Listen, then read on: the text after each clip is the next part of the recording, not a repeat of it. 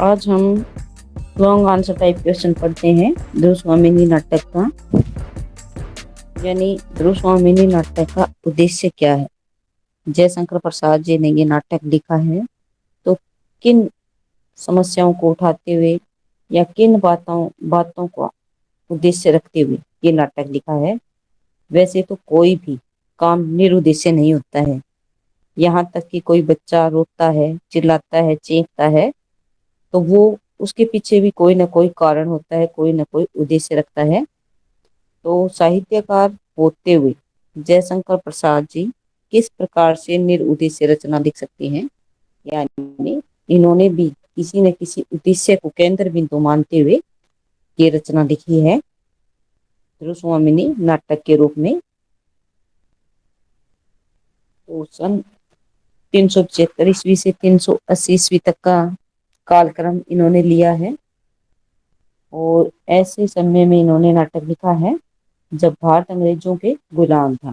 यानी सन 1933 में ये नाटक लिखा गया है और घटनाक्रम लिया है इन्होंने प्राचीन इतिहास से।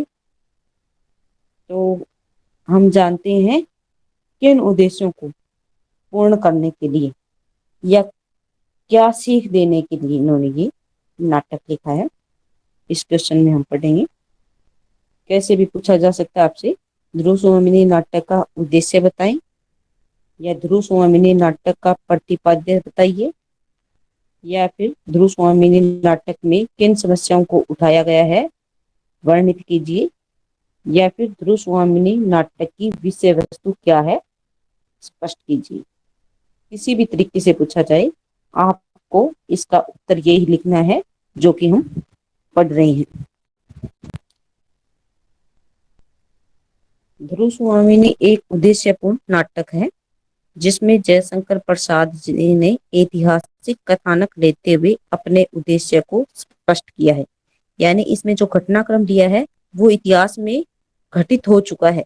यानी 375 ईस्वी से 380 ईस्वी तक का घटनाक्रम है जो कि हमारे इतिहास में घटित हो चुकी बातें हैं। स्वयं उनके अनुसार मेरी इच्छा भारतीय इतिहास के अप्रकाशित अंश में से उन प्रकांड घटनाओं का दिग्दर्शन कराने की है जिन्होंने हमारी वर्तमान स्थिति को पद दिखाने में बहुत प्रयत्न किया है। यानी कि जयशंकर प्रसाद जी ने खुद स्वीकार किया है कि भारतीय इतिहास में जो बातें अप्रकाशित हुई है, कहने का मतलब सभी लोग जिन बातों के बारे में नहीं जानते हैं जबकि वो बातें उत्तम थी और उन उत्तम बातों को मैं भारतीय समाज के सामने प्रस्तुत करना चाहता हूँ। यानी सभी भारतीय लोगों को भारत का अतीत कैसा रहा है या अतीत में क्या क्या बातें सही रही है, क्या बुरी बातें रही है, उन सब बातों को मैं भारतीय लोगों के सामने या समाज के सामने प्रस्तुत करना चाहता हूँ। जब हम नाटककार के इस कथन को ध्यान में रखते हुए इसका विवेचन करते हैं तो इस नाटक में प्रसाद जी ने निम्नलिखित उद्देश्य हमारे सामने रखे हैं जो कि इस प्रकार है। शासी राष्ट्राध्यक्ष की स्थापना। यानी जयशंकर प्रसाद जी ने इस नाटक के माध्यम से हमें ये सीख देने की कोशिश की है कि एक राष्ट्र का अध्यक्ष यानी किसी भी देश का राजा या प्रधानमंत्री या किसी भी राज्य का मुख्यमंत्री एक साहसी व्यक्ति होना चाहिए। डरपोक व्यक्ति है या अपने कर्तव्य में अकुशल व्यक्ति अपना कार्य सही ढंग से नहीं कर सकता है। ये ही सारा घटनाक्रम इन्होंने रामगुप्त के माध्यम से हमारे सामने प्रस्तुत किया है कि किस प्रकार रामगुप्त अपने देश को या अपने देश की जनता को सुख सुविधाओं से वंचित रखता है, उनकी रक्षा नहीं कर पाता है, यहाँ तक कि वो अपनी पत्नी को भी उसके अधिकारों से वंचित रखता है। तो एक साहसी राष्ट्राध्यक्ष की स्थापना जयशंकर प्रसाद जी ने इस नाटक के माध्यम से करवाने की कोशिश की है। प्रसाद जी प्रस्तुत नाटक के माध्यम से देश में एक शक्तिशाली राष्ट्राध्यक्ष की स्थापना करना चाहते हैं। इस उद्देश्य की पूर्ति के लिए उन्होंने एक ऐतिहासिक कथा को नाटक के रूप में पिरोया है।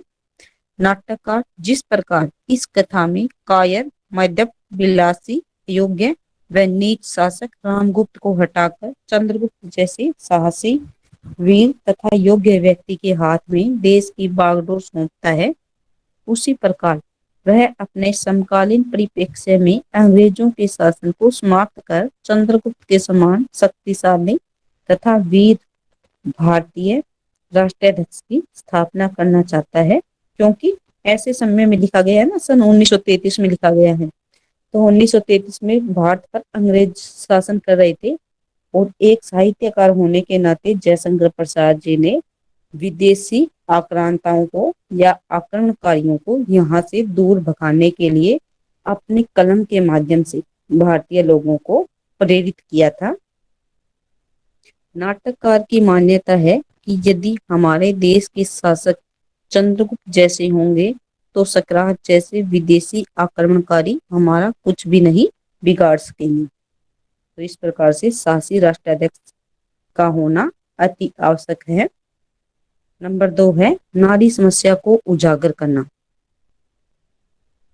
यानी नारी के साथ जो अत्याचार हो रहे थे उन अत्याचारों से मुक्त करवाने के लिए जयशंकर प्रसाद जी ने भरसक प्रयास किया है।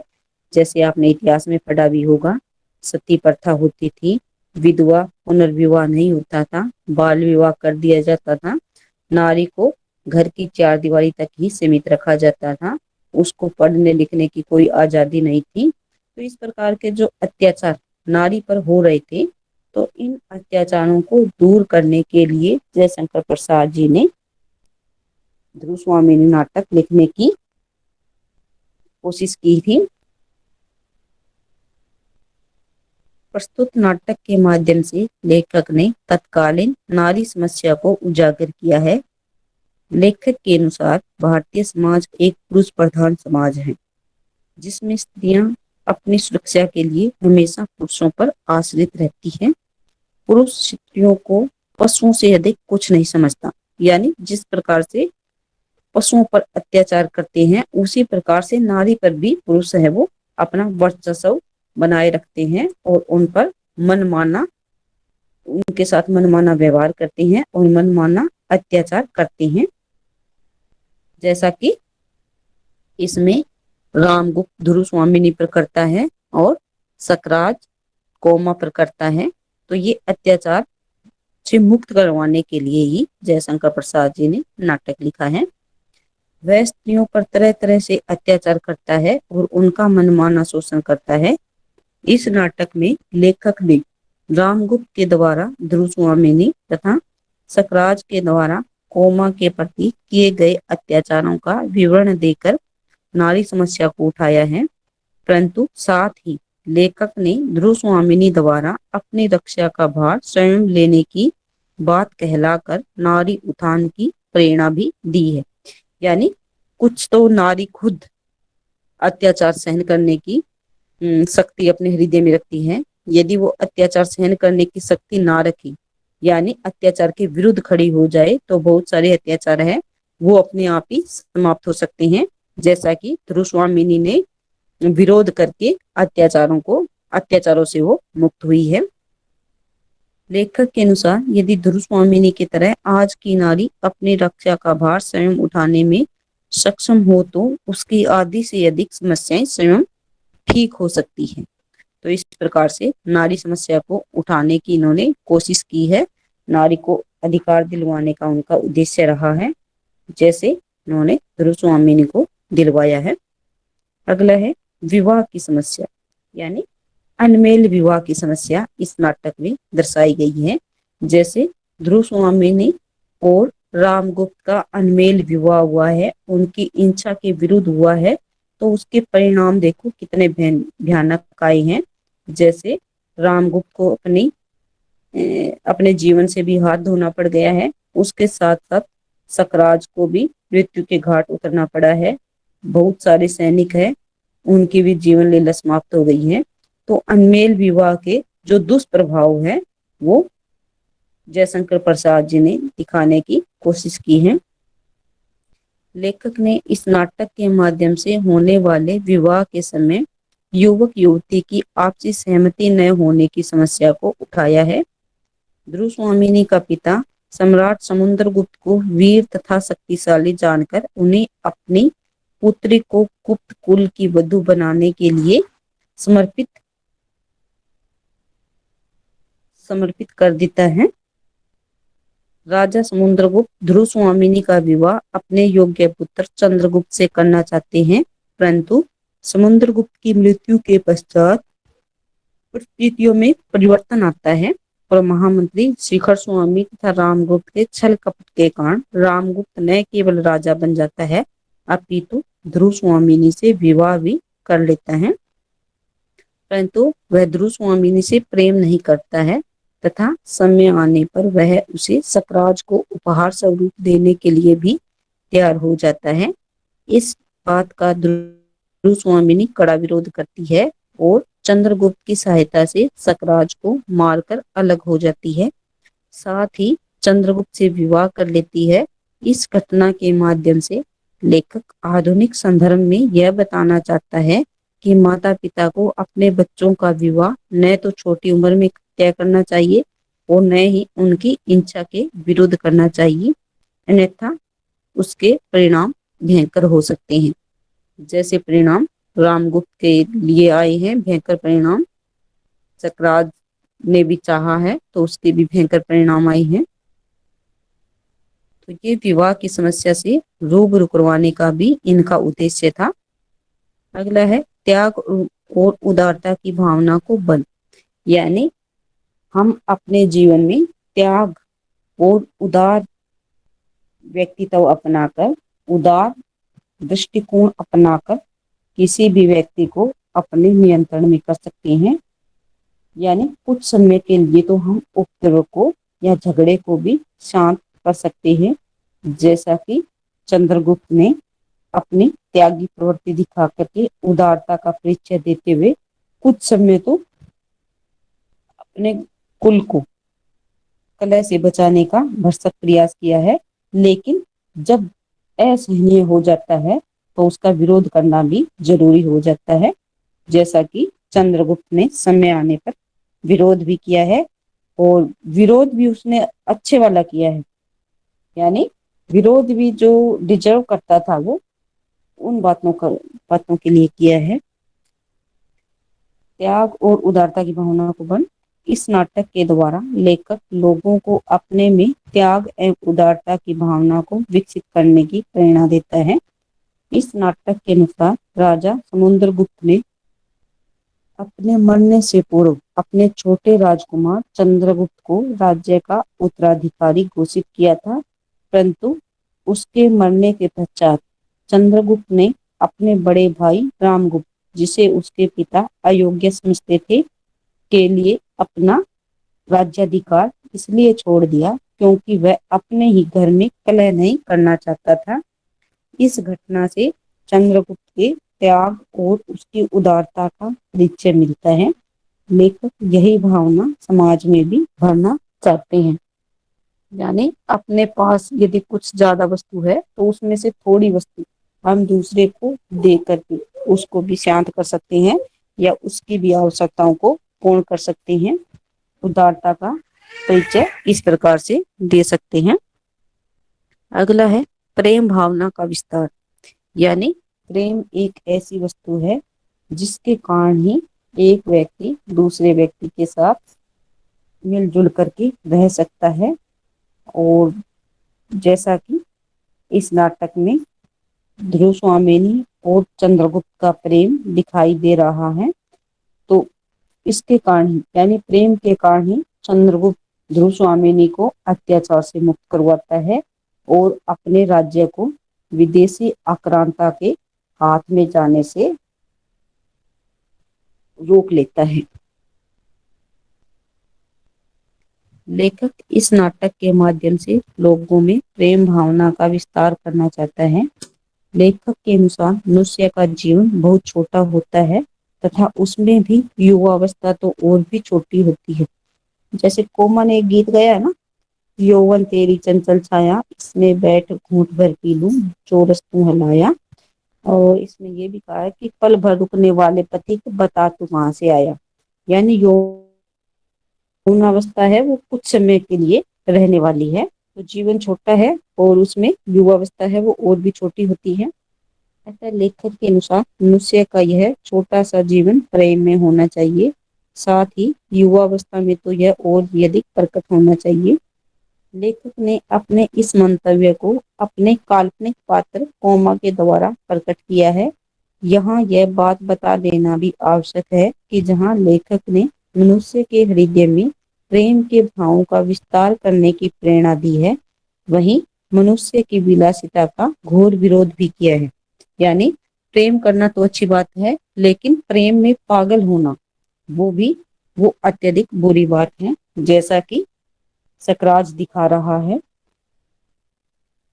تو اس پرکار سے پریم بھاونا کے وستار کا پریچے جے شنکر پرساد جی دینا چاہتے تھے اس ناٹک کے مادھیم سے۔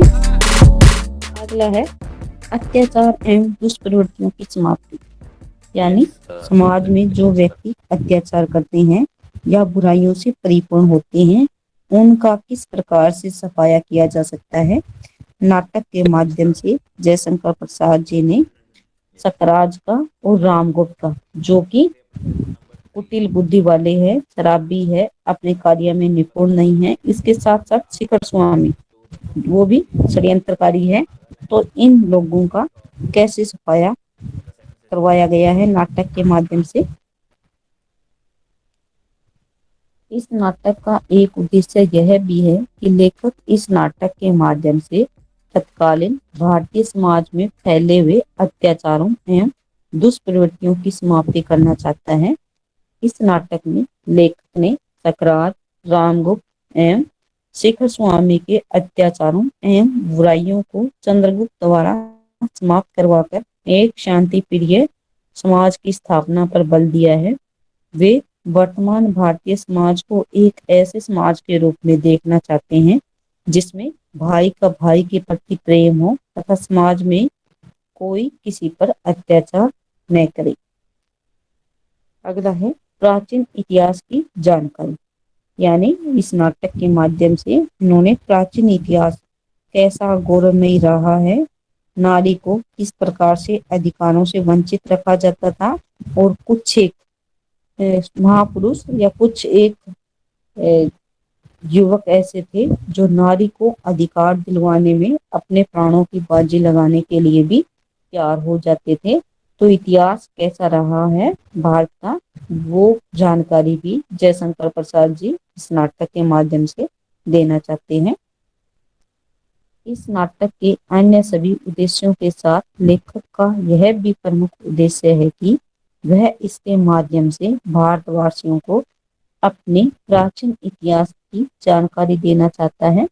پرستت ناٹک میں لیکھک نے اس بھارتی اتہاس کا ورنن کیا ہے جسے بھارت کے اتہاس میں سورن کال کہا جاتا ہے، یعنی گپت سامراجیہ تھا یا گپت ونش کا جب شاسن تھا تو وہ بھارتی اتہاس میں سورن یگ تھا، یعنی ناری کو اتیاچاروں سے مکت اسی کال میں کروایا گیا ہے، تو اس کو سورن یگ کہا گیا ہے۔ سادھارنتہ اتہاس کے کچھ کٹھن تتھا جٹل ہونے کے کارن نہ تو کوئی اسے پڑھتا ہے اور نہ سمجھتا ہے، پرنتو لیکھک کی مانیہتا رہی ہے کہ اتہاس وہ شکشک ہے جس سے شکشا پا کر ہم نہ کیول اپنے ورتمان اپیتو اپنے بھوشیہ کو بھی اجول بنا سکتے ہیں۔ اس لیے انہوں نے بھارتی اتہاس کی ایک سورنم گھٹنا کو ناٹک کے روپ میں لکھ کر ایک سرل ایوم روچک رچنا بنا کر پاٹھک کے سامنے پرستت کیا ہے تاکہ اس سے وہ کچھ سیکھ لے سکے۔ تو اس پرکار سے ان کا یہ ادیشیہ رہا ہے کہ بھارت کا پراچین اتہاس کیسا تھا، اور وہ ہر ایک جن جن تک ان باتوں کو پہنچانے کی کوشش کر رہی ہیں۔ اگلا ہے دیش بھکتی کی بھاونا جاگرت کرنا، یعنی ایک ساہتیہکار یا ایک اچھا ناگرک ہونے کے ناطے جے شنکر پرساد جی نے دیش بھکتی سے پریپورن باتیں اس ناٹک کے اندر رکھی ہے۔ ویسے جب یہ ناٹک لکھا گیا تھا یعنی سن 1933 میں، تب بھارت انگریزوں کا غلام تھا. تو غلام دیش میں رہنے والا کوئی بھی ساہتیہکار ہے وہ اپنے دیش کی جنتا کو پریرت اوشیہ ہی کرے گا. تو جے شنکر پرساد جی نے اپنے دیش کی جنتا کو پریرت کرنے کے لیے ہی دھرو سوامی نے ناٹک لکھا ہے. یہ ناٹک ایک ایتہاسک ناٹک ہے. اس میں بھارتی اتہاس کی ایک سورنم گھٹنا کو لیا گیا ہے. جس سمے یہ ناٹک لکھا گیا اس سمے بھارت میں انگریزوں کا شاسن تھا. اس سمے کے لگ بھگ پرتیک کوی اور لیکھک کا یہ فرض تھا کہ وہ اپنے ساہتیہ کے دوارا لوگوں میں دیش بھکتی کی بھاونا جاگرت کرنے کا پریاس کرے. اس لیے پرساد جی نے اس سماج کے پرتی انچ بھاوناؤں کو دکھا کر پاٹھک کو سکراج اور رام گپت جیسے دیش دروہی ایوم ودیشی آکرانتاؤں کے خلاف ودروہ کرنے کے لیے پریرت کیا ہے. اس پرکار ہم کہہ سکتے ہیں کہ یہ ناٹک ایک ادیشیہ پورن رچنا ہے جس میں لیکھک نے پراچین اتہاس کے نوین پرستوتیکرن کے مادھیم سے دیش بھکتی اکھنڈ راشٹریہتا ناری سمان تتھا ساماجک برائیوں کا انت کرنے کا امر سندیش دیا ہے. تو اس پرکار سے جے شنکر پرساد جی کے اس ناٹک کے پیچھے بہت سارے ادیشیہ رہے ہیں. ان ادیشوں سے پریرت ہو کر ہی انہوں نے یہ ناٹک لکھا ہے سن 1933 میں. آگے سمجھ. یس میم. چلو اچھی بات ہے. تو کل کے لیے آپ یہ یاد کر کے آؤ گے